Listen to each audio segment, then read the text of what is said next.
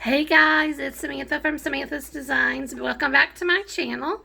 I am back with part 2 of a series. Sorry it's taking so long in between, but things have been busy as usual. So again, I am taking this beautiful sailboat stamp. This is why people do voiceovers. Die. And I'm going to make it into another card. Now last time, for part 1, I'm just showing you versatility of really how you could stretch what you already have on hand. I've had this die for quite some time. I either got it from AliExpress or eBay. I'm not really sure. I doubt I could even find it. I'll be quite honest. But I'm sure you have something similar that you have in your stash that you could use in this way. So the first time we used this die, I used it to do die cut inlay. This time I'm going to do something really much simpler. I've already die cut this out of 2 pieces of white cardstock.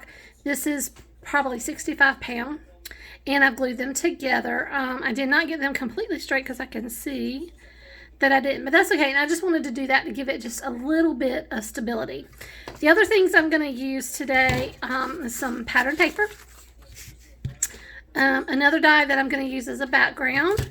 I have my envelope here that I'm going to use. This is the same size as the last card, and I meant to put down or measure, excuse me, the actual envelope that this is. This is one of those different sizes, but it's about 3 6/8 by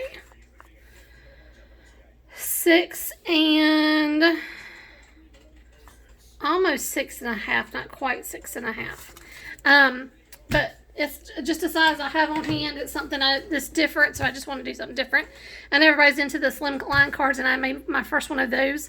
So if you're never seen a lot of my other cards, I do a lot more on Instagram. I also have a Facebook page, so check the description for all my links, and you can see other cards that I make.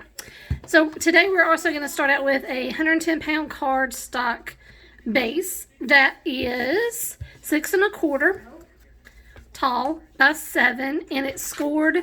I think you can see the score. Yeah, score line. It is scored at 3.5, and that's kind of where we're going to start.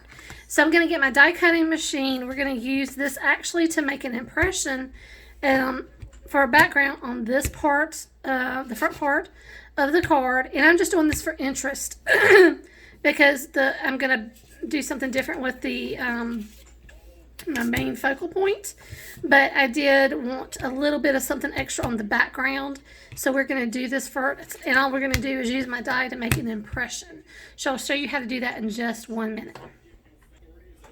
Alright, I'm back. So I have a Big Shot. I've had this forever and ever, and what I'm going to do is I'm going to set it up like I'm going to do an embossing. So I have my regular platform that came with my machine. Now, I tend to like to use plates that I don't typically use for cutting to do this, and the only thing I have to do that with is these huge long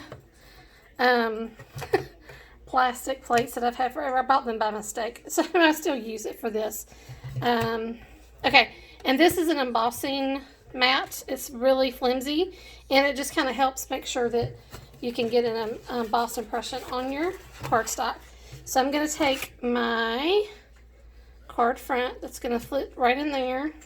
Now this, because the focal image is going to be kind of toward the top, it does not have to be, I'm not going to have the pattern go all the way up. It doesn't matter.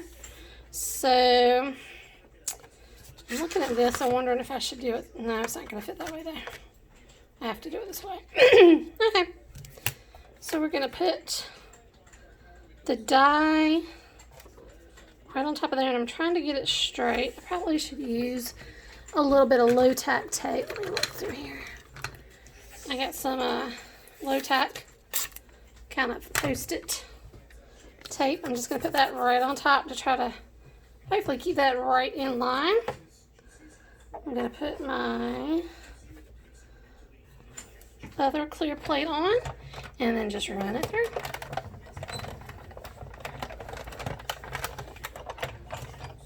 I'm going to run back just because it'll be nice and easier for you guys to see if it's on this side. Alright. So there you go. Perfect impression. Love doing this. It's so much. It has just enough interest to a card to make it really, really pretty and make it kind of stand out a little bit more. So let me put this away and we'll continue on with our card. Okay, I'm back. All right, so I am going, this time, instead of doing die cut inlay, I'm going to make this really simple. We're just going to use pattern paper on the back of this to show through. It's really simple. You don't have to do an inlay or anything. It takes very little time to do it. I'm using some scraps that I have from this photo mat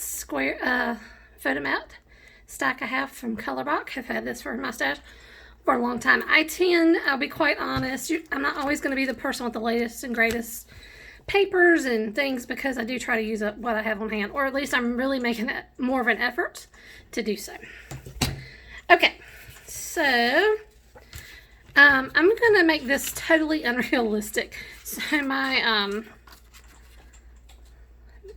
the water part's going to be purple, and then I'm going to make my sky pink. That's what I'm going to do. All right, so let's see how big of a piece of each of this I really need. Where's my... Oh.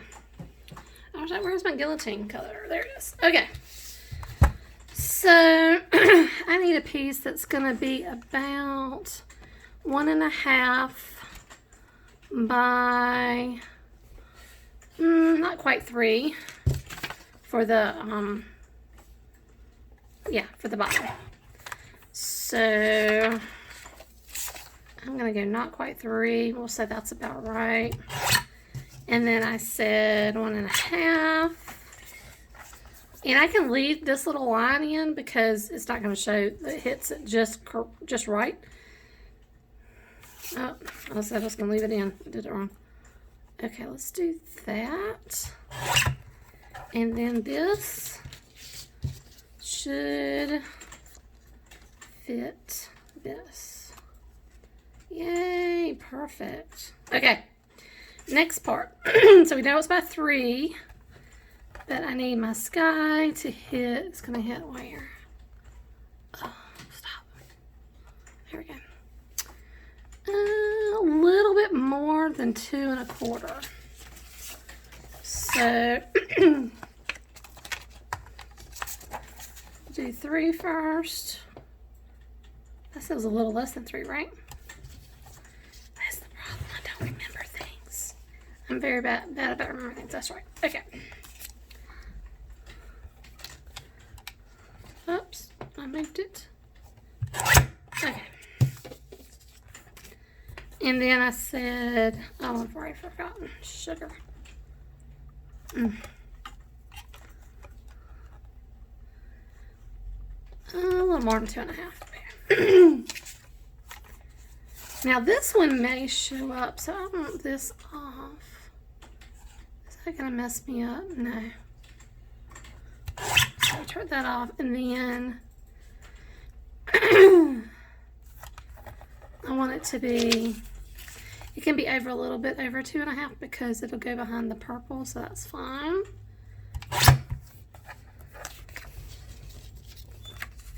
Yep, just like that. Okay.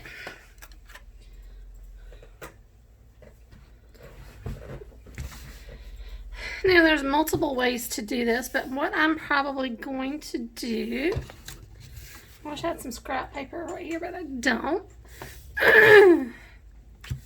So I'm just gonna use this.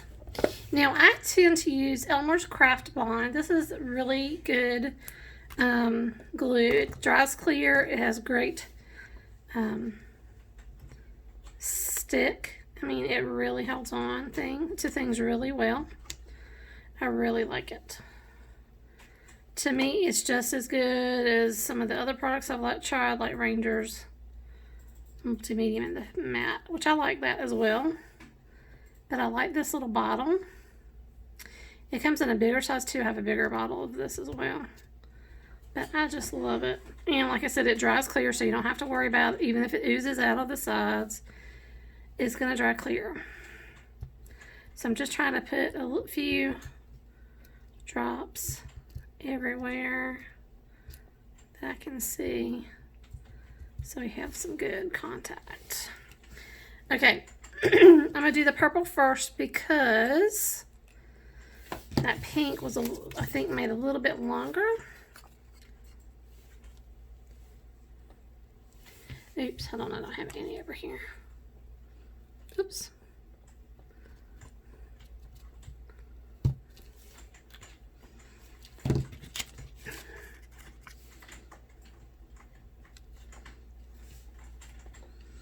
And what I like about liquid glue is it gives you time to kind of move it in place, which that occurred. Like it.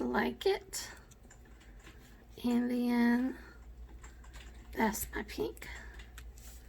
Okay, so I'm going to put a block over top of this. Actually, probably a couple. Where's my big? Oh, there's my bigger one. I was like, and let it dry, and then we'll be right back.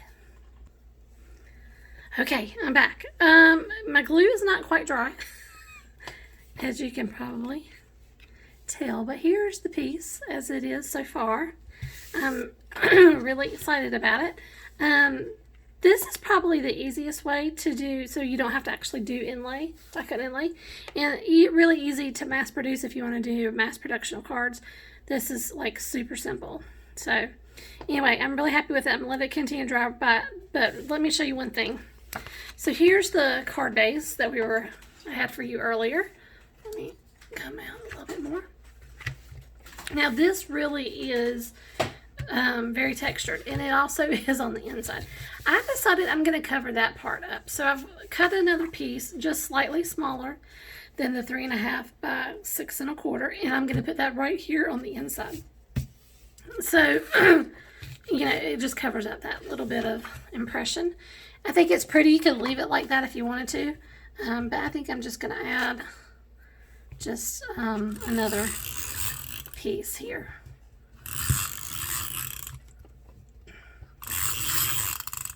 Okay, I'm just using some tape runner.